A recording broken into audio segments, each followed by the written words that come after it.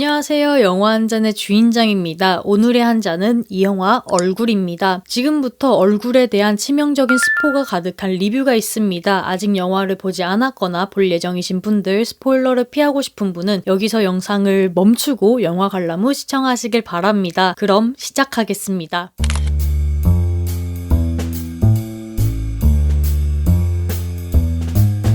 연상호 감독의 최신작 얼굴을 저는 조금 늦게 봤습니다. 그도 그럴 것이 제가 감독 영화를 극장에서 마지막으로 본 것이 아마도 반도일 것 같아요. 저는 반도를 나름 괜찮게 봤지만 좀비물의 일가견이 있었던 그 당시에 저는 크게 실망했고, 그 다음에 정의의 혹평으로 연상호 감독의 영화에는 좀 선입견이 생겨버렸습니다. 그래서 얼굴이 극장에 올라와 있을 때도 흥행이 소소하게 됐을 때도 별 감흥이 없다가 넷플릭스에 풀렸길래 또 가볍게 영화를 보고 싶어서 또 연상호 감독의 애니메이션은 좋아했기에 얼굴을 틀어서 봤는데 꽤나 마음에 들었습니다. 근데 아쉬운 부분도 존재했는데요. 우선 마음에 들었던 부분은 연상호 감독 특유의 진한 풍자가 주제로 다뤄졌기 때문입니다. 얼굴은 외모지상주의를 주인공인 임영규를 통해서 통렬하게 비판하고 있습니다. 임영규는 선천적으로 눈이 안 보입니다. 그런데 피나는 노력으로 아름다운 도장을 파는 장인이 되었습니다. 그는 임동환이라는 아들이 한 명 있고 정영이라는 아내가 있었습니다. 아내는 실종 상태였다가 백골아가 돼서 이제 발견이 되었는데, 근데 이 아내의 사진이 한 장도 없어서 영정사진이 비어진 채로 장례를 치르게 됩니다. 이때 아들인 임동환은 이 어머니에 대한 뜻밖의 이야기를 들으면서 어머니의 행적을 찾기 위해서 사람들의 이야기를 들으면서 영화가 진행됩니다. 이 과정에서 밝혀지는 반전은 사실 어머니를 죽인 사람이 아버지인 임영규라는 것과 그의 살해 동기가 정영이가 못생겼기 때문이라는 것입니다. 그런데 임영규는 눈이 보이지 않기 때문에 미에 대한 기준은 타인에 의존할 수밖에 없습니다. 이 말은 임영규는 진정한 아름다운 기준이 뭔지는 모르지만 아름다움을 만들어낼 수 있는 아이러니한 상황이라는 것입니다. 그래서 우리가 보고 있는 아름다움이라는 것이 어떻게 생겨나고 어떻게 소비되는지를 그를 통해서 잘 보여줬다고 봅니다. 두 번째로 마음에 든 부분은 사건을 전개하는 방식입니다. 정영이의 행적을 뒤지면서 그녀와 접점이 있는 사람을 인터뷰하는데, 이때 한 사건에 대해서 다른 시각의 이야기를 들려주면서 사람들을 만날 때마다 변하는 주인공의 심리 상태가 마음에 들었습니다. 하지만 여기에서도 단점이 나옵니다. 이야기를 해주는 사람을 섭외하고 옛 이야기가 다 전개가 되면 그것을 임동환이 듣고 고뇌하고 다시 이야기를 들려줄 사람을 섭외하고, 이것이 반복되다 보니까 주인공 무리가 아닌 등장인물이 소모적으로 사용됐다는 인상을 지울 수 없습니다. 그리고 이런 전개 방식은 특유의 느슨함을 줍니다. 의뢰 스릴러? 반전이 있는 스토리는 그 반전을 드러내기까지의 긴장감을 유지했다가 반전으로 관객의 궁금증을, 긴장감을 해소시키는데, 얼굴은 이 특유의 인터뷰 형식을 따르면서 뒤로 갈수록은 오히려 긴장감을 떨어지게 만듭니다. 어차피 사건의 전말이 다 나올 것이고 범인이 누군지 다 나올 것 같으니까 약간 지루해질 수도 있고, 그 반전이라고 하는 것도 예상하려면 충분히 예상은 할 수 있거든요. 그래서 그렇게 놀랄 만한 반전도 아니라고 봅니다. 물론 눈이 보이지 않은 임영규가 정영이의 시체를 들고 깡패들이 서 있는 곳을 지나서 산에다가 시체를 유기하는 것은 놀랍기보다는 기괴하다에 어울립니다. 하지만 그 전까지는 스릴러적인 면모와 한국 사회에 뿌리 깊게 내려져 있는 외모지상주의를 통렬하게 비판하고 있다는 점에서 또 오랜만에 연상호 감독의 초기작을 느낄 수 있었던 얼굴에 대한 한 줄 평은, 면에 닿는 것만이 보는 것의 전부가 아님을 단단한 민낯으로 당당하게입니다. 잔점수는 10잔 중 7잔 원샷에 반샷을 추가하겠습니다. 여러분의 구독, 좋아요, 댓글은 소중한 채널을 운영하는데 아주 큰 힘이 됩니다. 구독, 좋아요 눌러주시고 댓글로 생각을 알려주세요. 그럼 다음 영상에서 뵙겠습니다. 모두 안녕. 또 봐요.